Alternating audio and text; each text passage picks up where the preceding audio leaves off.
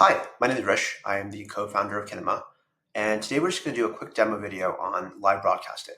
Live broadcasting is how you can set up screening introductions or live post-screen discussions for any virtual screening on Kinema. So you'll see here we have just a demo screening set up. It's just a short film called Alan and Susie, and this is our minute screening page. Your minute screening page is your home as a screening host to access all your event details. Your capacity, your attendee list, your event URL, all that good stuff. And most important to us is live broadcasting. So this button right here that says live broadcast is really where you're going to go to set up your live broadcast. But just before we go there, a quick note about this area called speakers. This is really where you can just go to add speaker information so that your guests know who's coming. So here I'll just add my name. Let's say I'm the director of the film. And, oops, spelled it wrong. And all that does is really populate your actual event page with event participant information. That way you can really let guests know who's coming, advertise that it's a special event, etc. But that doesn't affect any permissions or anything that will actually set up your live broadcast. All that is done through this button that says live broadcast. So if you click on this, you'll see that this is a place that takes you to a couple things. First is your live broadcast participants. So this is where you're going to want to pre-set up everyone you want to be a participant on your live broadcast. You can add up to 16 folks or anywhere in between, but you want to make sure that you add everyone at least a day or two before your event.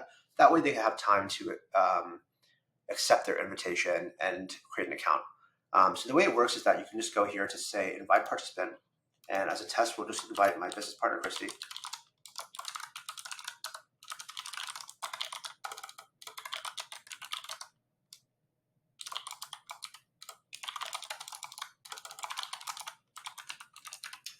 And you can just hit send invite. So you'll see that she's now listed as an invited participant.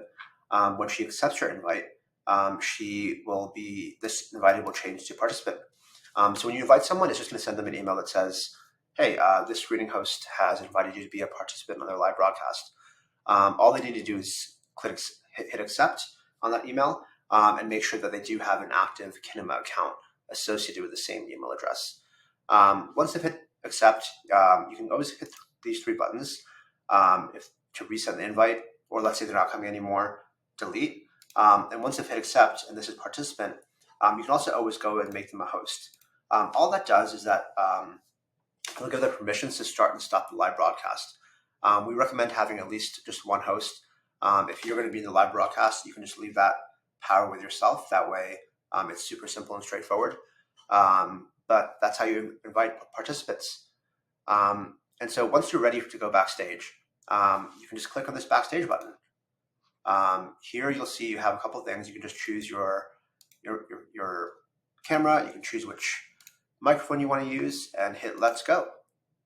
So now you'll see that this is your backstage. So we're not live. No one is seeing us other than the folks that are backstage with you. So we recommend having everyone come backstage and meeting here, which works kind of like a Zoom, around 10 minutes before you want to go live. All that does is just make sure that when you go live, everyone's here ready to go at the same time. If anyone has any issues with their microphones or their computer setups, they have a little bit of time to sort that out. And that way, when you go live to your audience, you're all set. So let's walk through what we have here in this backstage area. So this button is the most important one. When it's red, that means you're not live. If you click it, it'll take you live, and whatever you see here, you will then see, your audience will see in the virtual cinema. This lets you stop your video in case you want to not be seen. This lets you mute yourself in case you'd like to do that. And this settings button just takes you back to where you can edit your microphone and camera settings. Over here on the right, you'll see you have two chat areas, the backstage chat and the audience chat. The backstage chat is really useful. It just allows you to talk to other folks in the backstage. So it's just a chat between you and anyone who you invited in that previous step that's in this room with you. So you could do things like say, hey, don't forget to mention the next screening. And just talk amongst yourself without the audience seeing. right? So it's a good way for you to troubleshoot, for you to organize around asking questions, to do some really good event production. The second chat you have here is the audience chat. This is the same exact chat that the audience is using and seeing in the live cinema. So it's a great way for you to take questions, for you to communicate with the audience while you're live broadcasting. You can say, hey, we're live, field any. So if you type it in here and you hit enter, this message will go directly into the virtual cinema, and we can actually pull that up just to see what that looks like. So this is the screening we have set up. If I hit join screening, you'll see that that message is here, right? And now if I hit say hi on this side, you'll see it come back right here. So this allows you to interact with your audience as you're backstage, as you are live, and doing your live broadcasting. Going live, right? Once you're all set, once you're here, all you need to do is hit start live broadcast. You'll get this button that says, "Are you sure you want to go live?" And you can hit yes. You'll have a 5-second countdown, and then you will be live. And like I said, whatever you see here will be shown in the virtual cinema. Right now, you'll see that if you try to go into the virtual cinema as a live broadcaster, it's going to let you know, hey, you're live. The audience will see what you're seeing here. The only reason that happens is that you don't want it to echo. So it's going to stop you from seeing yourself. But rest assured that if this button's green and you are live, the rest of your audience, everyone who's not a live broadcast participant, will be seeing you on their screen. First, if the movie is playing, they'll pop up in the top right, but they'll be given an option to make you go full screen. So that way, if the credits are rolling and you're in the discussion, people will see you full screen. But if you want to pop in, right as the screening's starting, you won't be that disruptive.